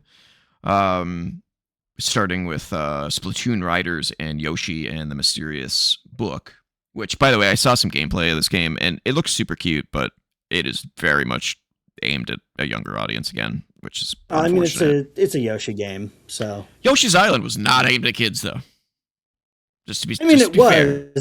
But the game's balls hard. I wouldn't call it balls hard. I mean, I beat it when I was like 9 years old. Yeah, but we were like gods among men. Let's be real. I don't know. We were the best gamers that we knew, but again, we only knew the people like in our school and stuff because we didn't have internet access back then. We would have been humbled really fast if we'd seen like what everybody in the world could do. I would say it's a lot harder than this. This looks like baby's first platformer. Oh, sure. I think that Nintendo has been trending like the Mario and Mario adjacent stuff towards being even easier than it was. Like that was my whole problem with Odyssey is that it was they just gave you moons for free. Yeah. It was like, where's the challenge? I'm like, well, it's aimed at like 6-year-olds instead of 10-year-olds. Still a lot of fun though. Which doesn't seem like that big of a difference, but I mean, when you watch a kid who's like 5 or 6 years old play a video game and a kid who's 10 years old play a video game, it's like, well, they learned a lot more hand-eye coordination in that time. I love the art style of this game though. It looks very pretty. Oh yeah, the Yoshi games are always gorgeous. Like even going back to Yoshi's Island, they've always looked amazing. Like the visual style has kind of become the signature of the Yoshi games. The first one looks like it's kind of made with crayon, at least as much as you could on the Super Nintendo. It still gets across. It's still very clearly meant to look kind of like a children's book because it's one of my favorite games of all time. I love that game. Oh yeah, it's a fantastic game. Love it. Love it. And then Yoshi's Story is styled kind of like a pop-up book. And obviously like Yoshi's Woolly World is everything's made of yarn. Yeah. No. Wool. Yarn is Kirby. Well, I mean, yarn is made. Well, I mean, yarn can be made out of wool. It can Semantics. be made out of a lot of. Yeah. Wool is the material. Yarn is the form into which it is spun. It's like a loose string instead of a really tightly wound string. My sister's a tailor, so This episode of it's brought to you by Textiles. Press Fabric. Yeah. Yeah. But anyway, so we all know about the discount. Walmart is not happy with it. So if you pre-order, they're kind of fighting back. If you pre-order Splatoon Raiders or Yoshi and the Mysterious Book, they will take the $10 off. So it'll be the same price as the digital. So thought that was interesting of them to do. So whether or not that is a permanent price drop when the game is fully out or just a pre-order incentive, I don't know. But anything that pulls prices back towards something a little more reasonable is good, in my view. Yeah, I also do know, obviously with some limitations, as long as it doesn't involve like sacrificing the blood of puppies or something. Jesus. So maybe not anything that brings the price down. Yeah, anything within reason, anything realistic. Yeah, there's going to be somebody. There's going to be somebody who's like, "What if they have to sacrifice kittens?" Dante, he didn't mean it. He didn't mean it, Dante. He meowed at me. It's too bad. I got to put a microphone on his collar. You got to mic him up. Get him a little lavalier microphone. He just speaks randomly. But yeah, I thought that was cool. I don't know whether that's specifically the States or all Walmart, but thought I would. Yeah. Kind of cool. And then something that I forgot to go over last episode was an indie showcase that I kind of wanted to highlight the highlights from. So I thought I would show some of the cooler things that I saw there. Sure. And you were afraid this was going to be a short show. We're almost done, but yeah, it's about the normal length at this point. Yeah. And so this is without screenshot scope. This is without screenshot. Yeah. That was a real one. That was a real one. Yeah, I'm getting tired. This is Alcahest, which looks pretty cool. This is like a first-person action thriller. Is this a remake of the Super Nintendo game? Alcahest? I don't think it is. Yeah, there was a Super Nintendo game called Alcahest. Oh, I think it might have been only in Japan. Oh, Alcahest. Yeah. Okay. Sounds like you're saying something different. So I just want to make sure. Alcahest. Alcahest. Yeah. Maybe it is. Yeah. But this looks really good. Visually, this doesn't look like a Square Enix game, so. No. I guess we'll see at the end who the. Well, that's an indie showcase, so probably not. Yeah. Also, this is not how that game played at all. Oh, okay. Well, there you go. I think it's just another game using this word. Okay. I think it's like an ancient term for magic or alchemy or something like that. That makes sense. But yeah, I thought that looked pretty cool. Very very cool looking game. Next is we've seen this game once before teased. This is Long Gone. I don't know if you remember us seeing some teasing of this, but this is actual. Or more footage from the game. This is that side-scrolling with kind of a cool animated style. Yeah. I remember this now. With zombies in it. Yeah, it looks really cool. I think this is just actual in-game gameplay. But this is like that. This is like that first video showing off Days Gone. With the just like the hordes. Zombies. Yeah. Yeah. So this looks really cool. Love the art style. Very very cool. It still reminds me of that game Holston, which I know I said last time we looked at it. Yep. That's because that game also has the let's do 3D, but then also 2D, but both at the same time, and you can switch between them. Yep. Yeah, I like it. Looks really cool. I'm still waiting for that game to come out. Oh, 2027. Yeah, whatever. That sucks. We got plenty to play until then. Oh, that's true. What else we got here? This is Crop. This is like a Stardew Valley like, but with a dark twist. Where really a game from 11-bit Studios has a dark twist from the fucking Frostpunk and This War of Mine guys. Yeah, it's not all sunshine and rainbows. Nope. Yeah, the concept of the game is that you don't take over the farm. You I think killed somebody and you buried the corpse and you're trying to hide it by making a farm. but then creepy shit starts to happen and who knows. Starts to happen. Yeah. As if the continues to guy happen. and burying the body. It wasn't creepy enough. Yeah. Yeah, it looks really cool. Oh God, the pigs. There's gonna be some shit with the pigs. Yeah, there's the corpse. Yeah, they're like, oh shit. So yeah, crop. Add that to your wish list. Looks interesting. We got another good look at the. It does look interesting though. It does. This is The Lift, the game that I'm so stoked about playing. We've seen it before, and I played the playtest, which is really cool. Just got another. Was that the thing that you signed an NDA for or whatever? No, that's not what I signed an NDA for. Sorry. So say no more. That's something that you can't talk about. I would be very excited if I got to play this again, because I really want to play this again. But just to be clear, I don't know what he signed an NDA for. He hasn't even told me, because he's actually holding up that NDA. Yeah. So don't get him in trouble, whoever he signed an NDA with. He hasn't told me anything. I might have another one, actually. Ooh. Yeah. Hopefully it's not one of those NDAs where you can't even say I signed an NDA. No. I don't think that's enforceable. I think you have to at least be able to say I signed an NDA. Yeah. It did get delayed till next year, which is unfortunate. It was supposed to come out this year. This is a game I think that's already out. This is an expansion for the game.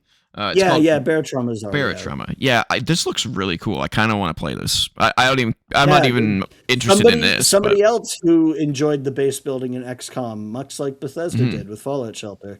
Yeah, this just looks creepy. I'm glad that's become a thing, because I also really like the base building in XCOM. Yeah, it's a good way of doing it. Yeah, I got to check this game out. I wonder if it has a demo. I haven't looked into that yet, but I would love to try this out. No. Yeah, this is some kind of like underwater shit. Yeah, you're like creating a ship and exploring the different bases, and yeah, it looks really cool. Mm-hmm. Oh yeah, and it looks like ship battles too, or sub battles, I guess it would be. Yeah, looks really cool. So there's that. Underwater lasers. Does that mean you could make sharks with frickin' lasers? With frickin' laser beams attached to their frickin' heads? Does the technology exist? Indeed. Could it be done? This is Windrose. We talked about it earlier. I played the demo again to give it another shot, and I like it a lot more than I thought I did. But it still has a lot of jank that needs to be worked on. But it's an early access game, so I'm not surprised. Mm-hmm. But people are liking it, and I'm probably going to play the shit out of this game when it finally comes out in version 1, which could be years away. But it looks great. Can't wait to play that one.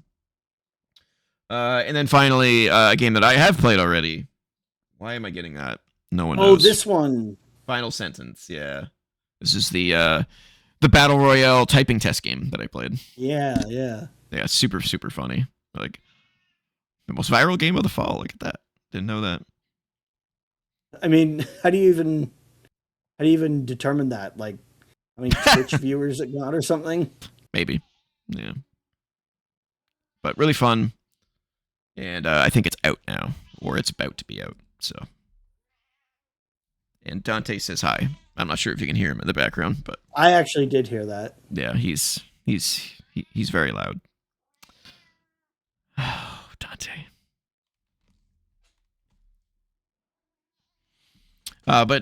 Final Sentence is great. If you're a fast typer. If you're not a fast typer, don't even bother. You're gonna get smoked. I am not. Yeah, the people that play that game are crazy. Oh, it is out. Look at that. It is out. And that is it. That's all it was for the showcase. There was another showcase, I guess, like this week. I think it was Xbox ID, but I didn't really see anything in there that excited me in any way. So I was like, eh. Yeah, and I think there was a thing like today with Final Fantasy 14, where I guess now it's coming to the Switch too. Yeah, and they announced the next expansion for Final Fantasy 14 as well. I don't play Final Fantasy 14, so yeah, whatever. No, too late for me to get into that game. But that's it. There was something else I was gonna say. Now I don't remember what it was. Oh, so I have to be careful here. I have to be careful because the NDA. It was about the NDA. Oh, okay. I stopped playing it. The game that I can't say what game it was because it is a lot further out than I thought it was at this point. Obviously, I can't say Okay. much more than that, but it is a lot further Yeah. out than I thought. So I started playing it and was like, oof. Did not realize it was in like pre-alpha. Yikes. It's pretty rough. So that game is further out than I imagined.